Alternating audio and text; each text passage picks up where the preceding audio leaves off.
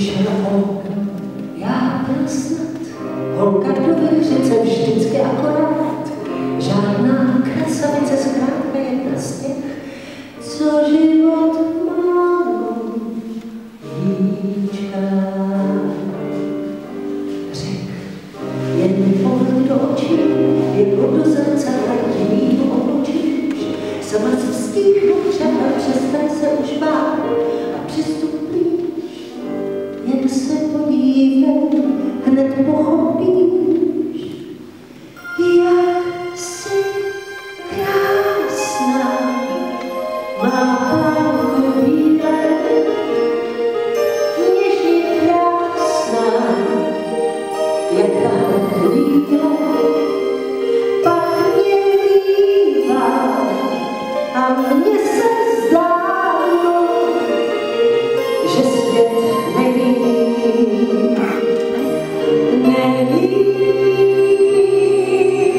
krásná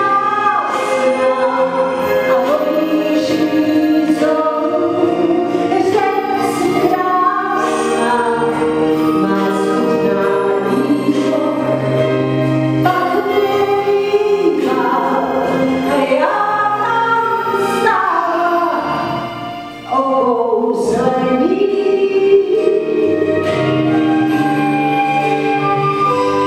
Byl to jen pouhý podvodník, zmizel za úsvitu, patří mu však dík, za dary ze soucitu, za to, že už vím, co život s láskou ztrácí. Řekl, jen mi pohled do očí, jako do zrcadla jiným okručíš, sama si vstínu, třeba přestaň se už bát a přistoupíš, jen se podívat, hned pochopíš, jak jsi krásná, má chvíle, něžně krásná, jak ta chvíle, pak mě mívá a mně se zdálo, že svět není.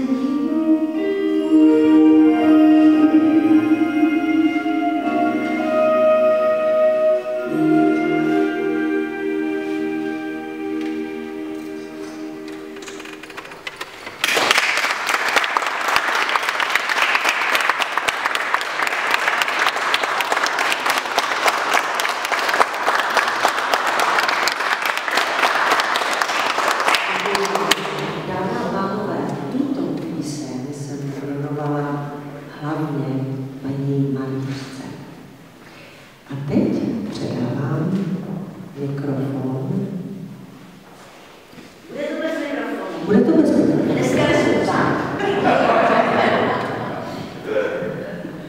Já děkuju moc, Renáti Tesla, ještě jeden potlesk. Za mě.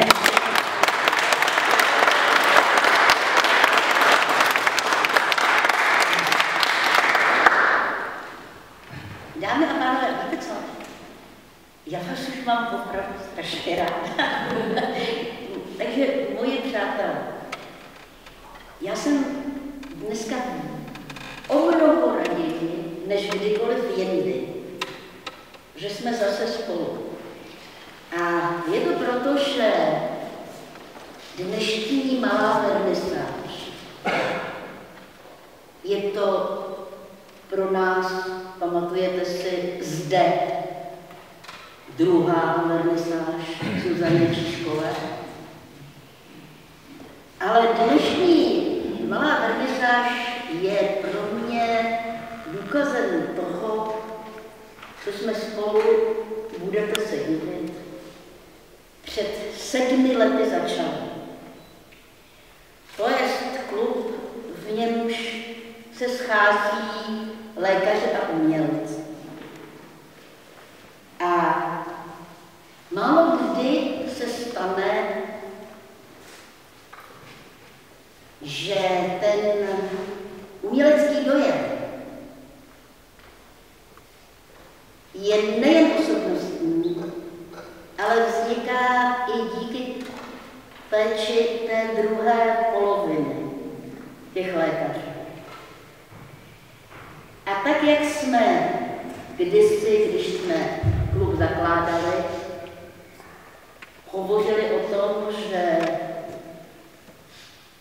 je to duše, která pomáhá lékaři léčit a tím pádem potřebuje toho umělce,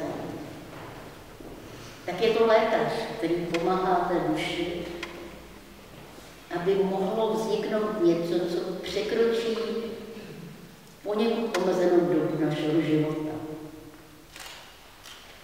Myslím si, že propojení těch dvou duší, té nutně praktické a té, která spoléhá, ale pomáhá, je skutečně velmi významné.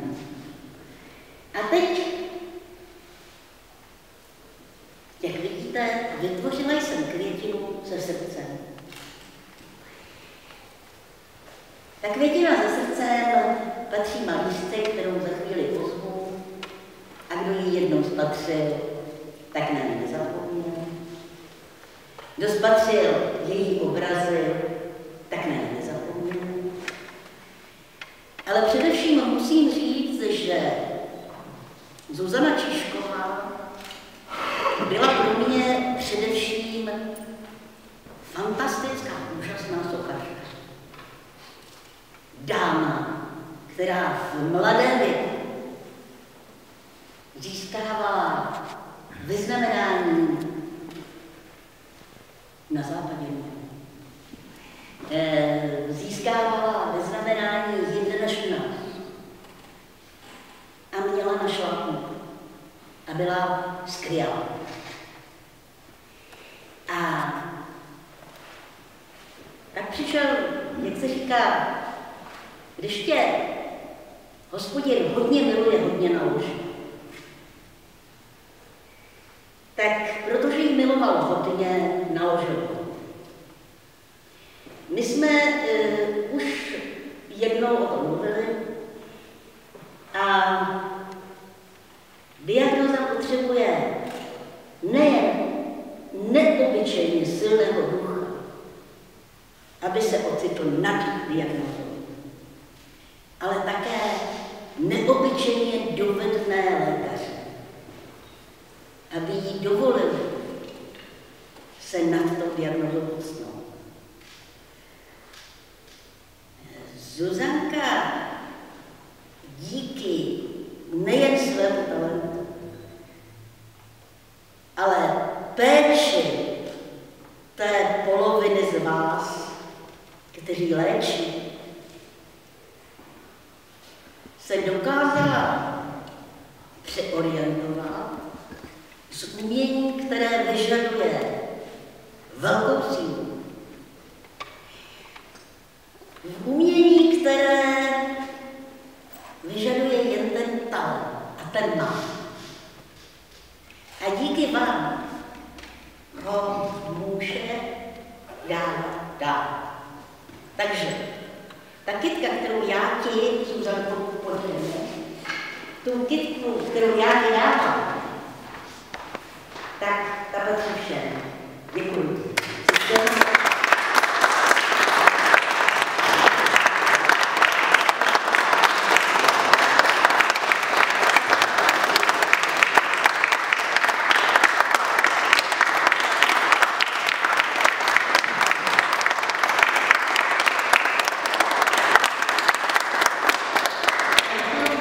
doktorce umění. Že jsem se o moji dušičku, protože v té největší noci opravdu mě chytla a takhle vytáhla nahoru a podpořila mě. A samozřejmě děkuju lékařům, kteří se o mě starají a taky těm, které třeba ještě potkám a poznám, ale doufám, že to teda nebude tolik potřeba před rokem. Potkáš jich ještě hodně, ale dokážeš. Dáš to. A víte, proč to dá? Podívejte se potom znovu tímto prismatem na ty obrazy. Ona v nich létá. Ona, když je pod vodou, tak se vznáší. A když je na zemi, není nikdy na ní ani pod ní. Ona létá. Ona má tu sílu. To znamená, to, co vy umíte, Zuzana zužitkuje. Hurá!